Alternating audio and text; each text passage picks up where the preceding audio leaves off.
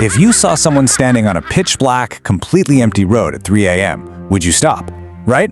It's a question we all think we know the answer to. You're alone, it's freezing out, and maybe someone out there desperately needs your help. But before you answer that, you really need to hear exactly what happened to Marcus Heller, because stopping your car might just be the last mistake you ever make. Welcome to The Explainer. Today, we're investigating a terrifying account known as the Hollow Road. Now, this isn't just some made-up urban legend. It is a meticulously detailed, entirely chilling account of Marcus Heller's drive down Route 9. An encounter that, honestly, defies every law of nature and logic we know. All right, part 1, the lonely stretch. To really grasp the gravity of this, we need to know who we're dealing with. Marcus Heller is a 34-year-old guy from Columbus, Ohio. In the transport industry, his buddies actually called him Iron Marcus. Why? Because he's an 11-year veteran truck driver. We're talking about a guy who has hauled freight through brutal Montana blizzards, flash floods in Tennessee, and blinding dust storms in New Mexico. Basically, he is a highly practical, deeply logical guy. Absolutely nothing on the road ever rattles him. So let's look at the conditions of this specific night. It's November 2019, a cold, completely starless night in upstate New York. It is exactly 38 degrees out.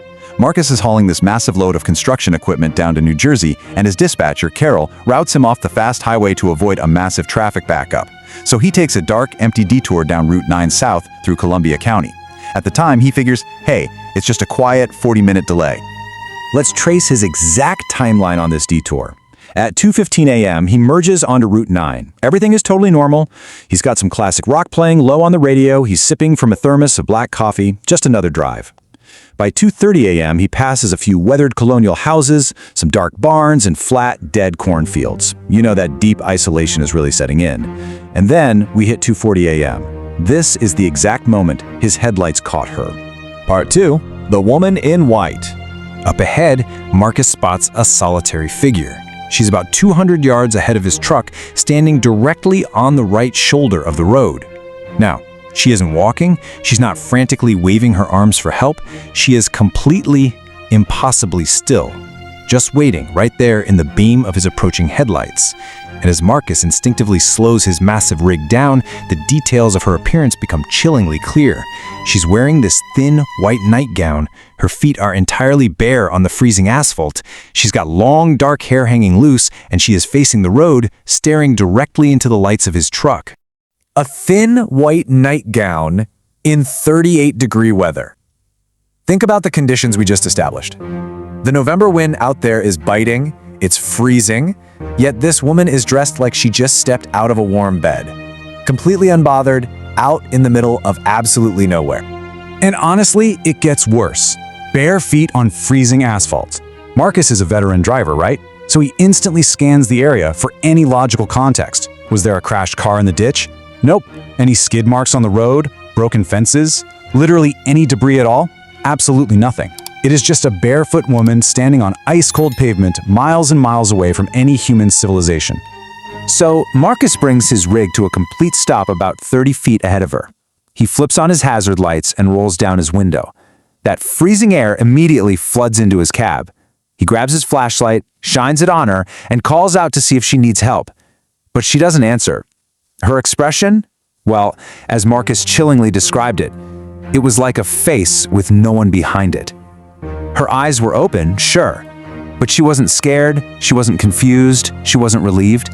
It was just completely, utterly blank. Now, his logic, his 11 years of being that helpful, practical driver, tells him get out of the truck, go check on her. Maybe she's having some sort of severe medical episode, right? So he reaches for his door handle, but suddenly, this intense, completely irrational dread just paralyzes him. He later said it felt like something cold was pressing against his chest from the inside. Deep down, below all rational thought, every primal animal instinct he possessed was screaming at him, do not get out. He's just sitting there, completely frozen, his hand hovering right over the door handle, his hazard lights blinking into the pitch black. And then she smiled. But guys, it wasn't a warm smile. It wasn't human. It was way too slow, and it spread entirely too wide across her face. It was like something that had learned what a smile was supposed to look like, but hadn't quite mastered how the muscles worked. And then, in total dead silence, her bare feet took one deliberate step toward his cab, then another. Part 3. The Impossible Chase. Marcus yanks his hand off that door handle, literally muttering no, no, no out loud. Pure unfiltered panic just takes over. He throws that heavy, fully loaded semi-truck into gear and desperately stomps on the accelerator. As the truck violently lurches forward, just out of pure veteran habit, he checks his passenger side mirror. And what he saw in the amber glow of his hazard lights completely defies reality. She was running, but she wasn't just lightly jogging after him. No, she was in an all-out full sprint. Her arms were pumping, and she was covering ground with this inhuman predatory gait. And that unnatural smile? Gone. Her face had snapped right back to that terrifying empty blankness, while her thin nightgown whipped violently in the freezing wind behind her.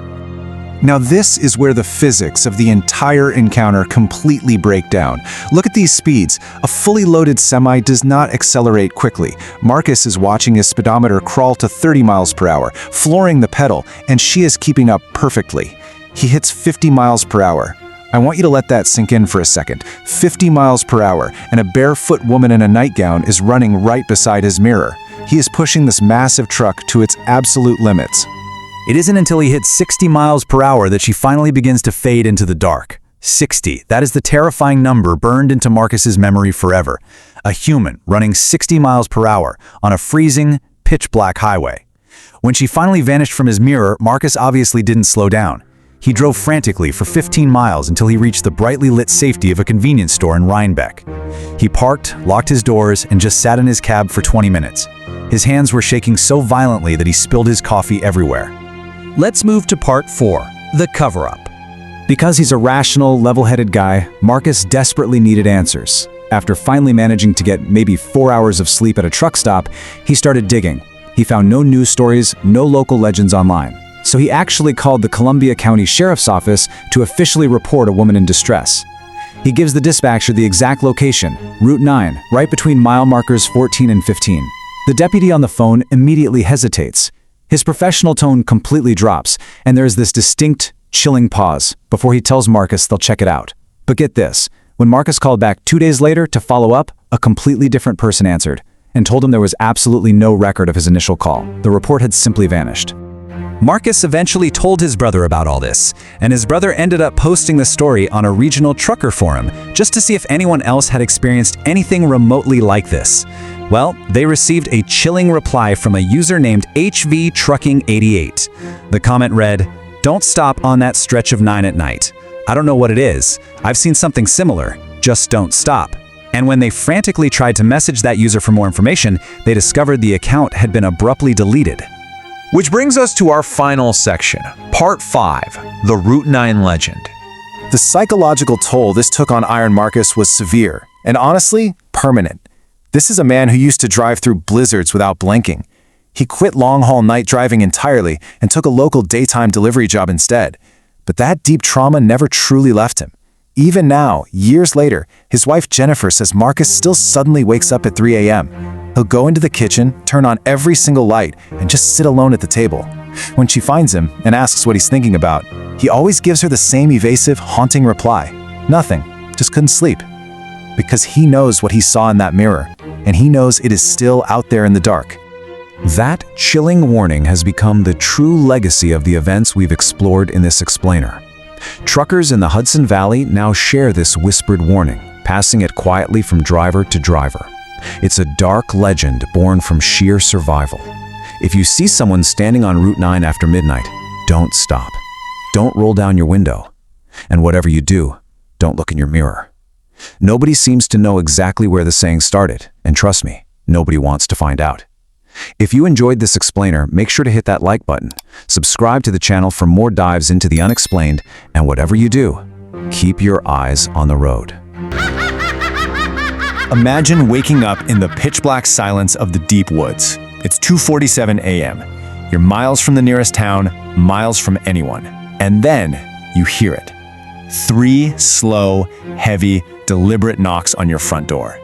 Do you open it? 31-year-old Ryan Calloway almost did. And if he had, well, he probably wouldn't be here to tell this story. There was literally no one around for miles. Ryan and his friends were at the absolute end of a forgotten dirt road, deep in the Nantahala Mountains. But as he crept out of bed, heart pounding in his chest, and looked down the dark hallway, there it was.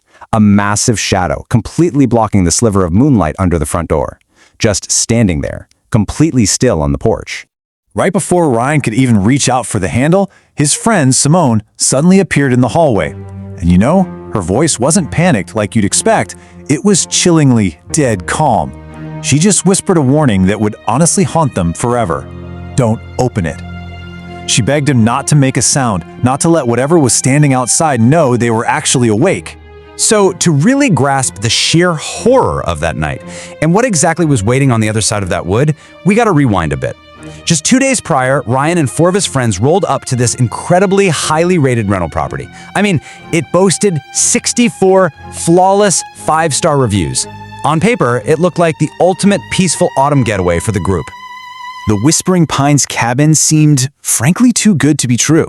It was nestled deep inside the Nantahala National Forest, accessed by this long, private dirt road. It had this gorgeous wraparound porch, a fire pit, and get this, it was only $340 for the whole weekend. And it sat completely isolated, right next to the rushing, freezing waters of Harlan's Creek. Now that first night was picture perfect. By 8 p.m., they had a roaring fire going, cold drinks, everyone's laughing under this amazing canopy of stars. Basically, exactly what a cabin trip should be. But then, the woods around them just changed. They grew impossibly quiet. You know that heavy, dead silence where even the crickets just abruptly stop? Yeah, that's when Simone cut off the laughter. Her hand was visibly shaking as she pointed out toward the absolute pitch blackness of the eastern tree line, maybe 60 yards from the safety of their fire, and she asked the one question you absolutely never want to hear when you're in the deep woods. Does anyone else see that? What she was pointing at is straight out of a nightmare. It was this towering, motionless figure, unnaturally tall, unnaturally pale, and just kind of half hidden by these massive ancient oak trees right past the edge of the firelight. When Ryan grabbed his flashlight and frantically swept the beam across the trees, nothing. It revealed absolutely nothing. But this unshakable, suffocating dread had already sunk its teeth into the group. And that dread, it quickly mutated into sheer terror as the night dragged on. At midnight, they all tried to sleep, desperately trying to convince themselves they just saw a weirdly shaped deer or a trick of the light. But at 2:47 a.m., the nightmare became entirely real, with those 3 slow knocks at the door. And it didn't end there. By 3:45 a.m., things escalated to a whole new level of bad. As Ryan stood totally paralyzed in that hallway, their friend Jake was frantically fumbling with his phone, trying to get a signal to call the cops. But of course, in a place this remote, there's absolutely zero cell service, not a single bar. They were trapped in a dark box in the woods. Who or what was waiting out there in the freezing fog? It was Simone's eerie composure that kept them from opening the door to look. She corralled all 5 of them into the pitch-black living room, making them huddle together, whispering over and over, "Do not open that door. I need you to trust me right now." So they just sat there, in the dark, barely even breathing, just listening to the suffocating silence of the cabin. Then, after 45 agonizing minutes of absolute quiet, the waiting paid off in the worst way. Slow, impossibly heavy footsteps started pacing the length of that wooden wraparound porch. Thud. Thud. Thud. They dragged from the front door, all the way around the side of the cabin, and finally stopped dead at the back steps leading down to the creek. Nobody slept a wink the rest of that night, obviously. At daybreak, with the woods shrouded in this thick, freezing, eerie mist, Ryan finally built up the courage to unlock the door and walk around back. He went straight to the soft mud near the creek bank, desperately hoping to find some kind of logical explanation, like a bear track, right? But what he found was so much worse. These footprints totally defied logic. Your average animal track or human footprint has a standard depth and stride, but these tracks, they were colossal and excessively deep, meaning whatever made them was incredibly heavy. Plus, they had these bizarrely long, almost finger-like toes. The most terrifying detail, though, they emerged from the trees, walked right up to the stairs, and stopped. There were no tracks leading away. It was like this massive creature had just vanished into thin air. So, this brings us to what Simone actually knew. The dark folklore surrounding Harlan's Creek. Shaken to his absolute core, Ryan demanded some answers. Over a very tense cup of morning coffee, Simone finally spilled the dark secrets her Cherokee grandmother had warned her about for years. You see, the word Nantahala actually translates to land of the noonday sun. It describes gorges so deeply cut into the earth that shadows literally rule the forest for most of the day. Simone explained that these specific mountains harbor ancient, nameless presences, things that have stalked the deep valleys long before humanity ever claimed the land. Her grandmother, May, had these very specific, chilling warnings about the area near Harlan's Creek. Number 1, avoid the deep woods at night. 2, these presences are drawn like moths to a flame when they hear human laughter or see firelight. But here is the crucial part. They are bound by a very old, very strict rule. They cannot enter your home unless you acknowledge them. Whatever you do not answer the door. Simone confessed something pretty terrifying. She honestly always thought this was just spooky folklore to keep kids out of the woods, until she actually saw that pale shape watching them from the trees, drawn to their fire, just waiting patiently for them to go to sleep. She told her friends, "My grandmother never gave it a name. She just called it the thing that knocks." Giving it a real name, she warned, just gave it more power. Well, as you can imagine, the group didn't argue. They didn't even hesitate. They packed up their stuff in absolute dead silence, bailing on their paid weekend 2 full days early.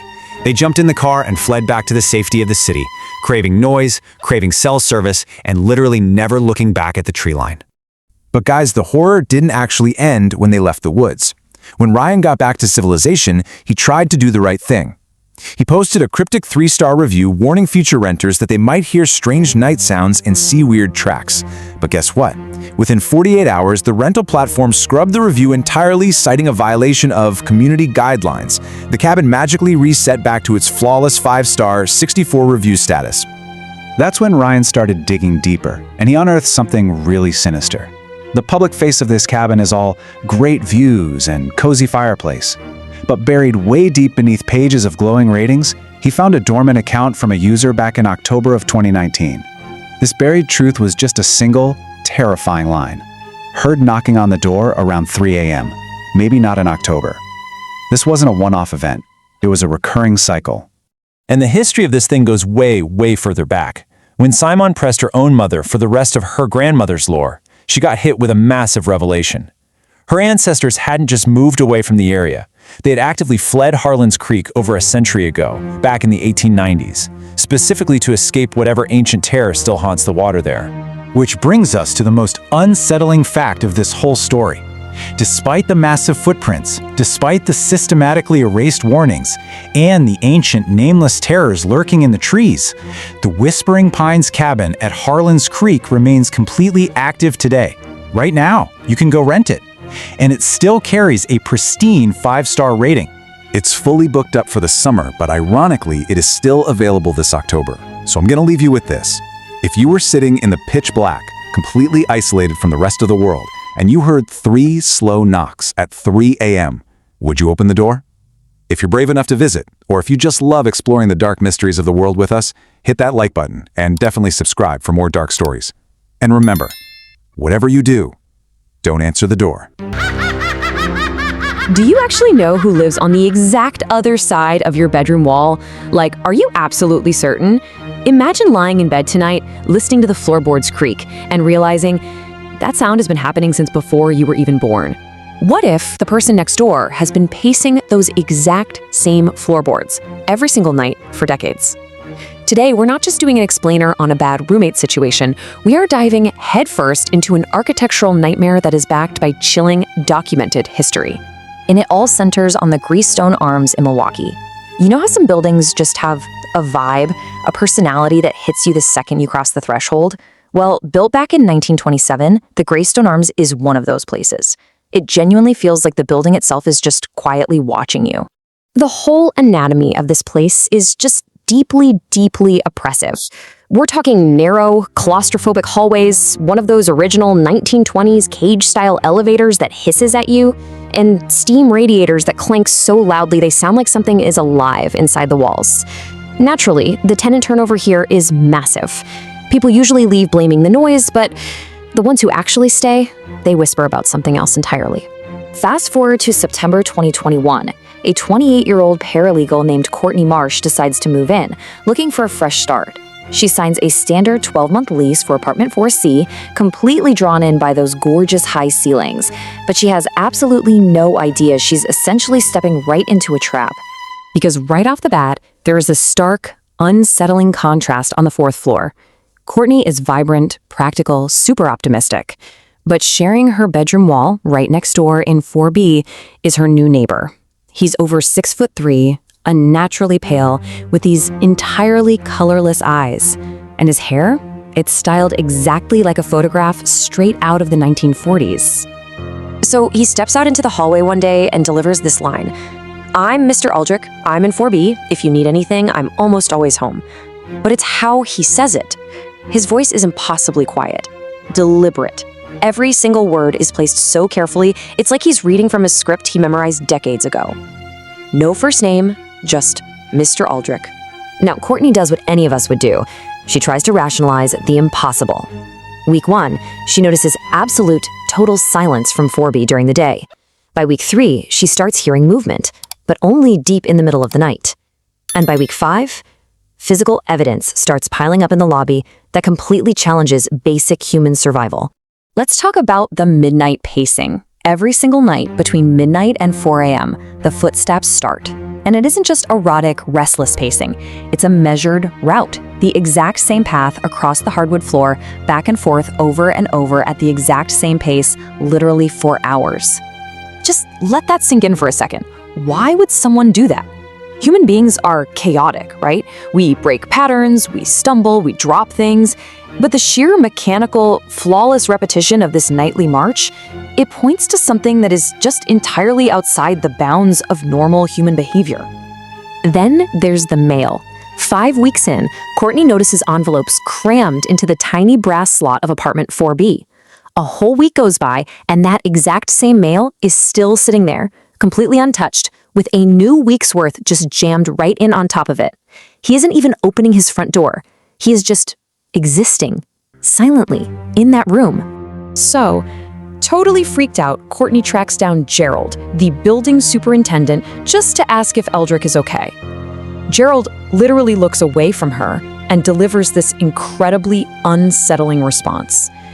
Mr. Aldrich keeps to himself. He has his routines. I'd recommend keeping to yours. It wasn't a suggestion. He said it with this flat, final tone of a guy who has fully accepted a deeply ingrained terror. But the absolute shattering of Courtney's reality? That happens in November. The building is hosting this little lobby get-together, which Aldrich obviously doesn't attend. During the party, an older resident points out this charming framed black and white photograph hanging on the wall.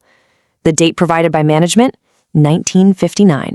Courtney is just casually scanning the faces in this 1959 photo, and she completely freezes. Standing right there in the back row is a tall, thin man with colorless eyes. He is identical to the Mr. Aldrich living in 4B right now in 2021. I mean, identical down to the precise set of his shoulders. The guy hasn't aged a single day in over 60 years. Driven entirely by pure panic, Courtney taps into her paralegal skills and launches a full-blown investigation. She refuses to jump to the supernatural without checking the paperwork first, so she is scouring public property registries, digging through digitized newspaper archives, just desperately hunting for literally any logical explanation. And what she actually finds in those public records is absolutely staggering. The official tenant records for the Greystone Arms show a resident register to apartment 4B starting in the year 1961. And the lease has no first name. It simply says Aldrich. But it's what is missing from those records that is so terrifying. There's no lease termination, no forwarding address, absolutely no gap in occupancy. Just the name Aldrich, maintaining continuous, unbroken occupancy of apartment 4B decade after decade after decade. Then, she hits the newspaper archives. Buried deep in the Milwaukee Journal-Sentinel from August 1974, she finds this tiny little blurb. A tenant was reporting a, quote, persistent, unnatural sound coming from apartment 4B between midnight and dawn. Courtney realizes she isn't special. She is just the latest victim in a cycle of terror that has been repeating for generations. And the wildest part? The article includes a statement from the building management back in 1974. It says, the tenant in question keeps to himself and has his routines. We recommend all residents keep to theirs. This institution has been covering for whatever is inside 4B for nearly 50 years, literally using the exact same scripted excuse. So, Courtney does not stick around to become part of the building's history. After just 3 months, she breaks her lease. She pays the massive 2-month financial penalty without arguing a single word, because honestly, she's prioritizing her survival over her bank account, and she immediately flees to the suburbs. She later finds out that the Greystone Arms has this quiet, passed-along reputation. The golden rule is simple. Do not take an apartment on the 4th floor. The people who do, they never stay long. And when they finally leave, they move quieter. They act so careful, like people who just learned a dark, impossible secret that they desperately wish they hadn't. 60. Think about that number. That is the minimum number of consecutive years that this entity, this man, who seemingly doesn't age, eat, or sleep, has been pacing the exact same floorboards of apartment 4B. And this brings us to the modern day. In March of 2023, the Greystone Arms received a chilling, anonymous online review. It appeared briefly before being swiftly scrubbed and deleted by moderators, but as we know, the internet never really forgets. That anonymous review said only this: beautiful building, don't take 4C. Don't talk to your neighbor. It's a sinister, echoing omen. A warning for the next optimistic renter who thinks they're just signing a simple 12-month lease for a nice apartment with high ceilings. But the truly shocking reality? The Greystone Arms still stands today, and apartment 4B is currently occupied. The tenant is listed simply as Aldrich. There's no move-in date. If you survived this explainer and want to explore more dark, terrifying corners of our world, make sure to hit like and subscribe. But before you go to sleep tonight, tell me, are you entirely certain you know who is pacing on the other side of your wall?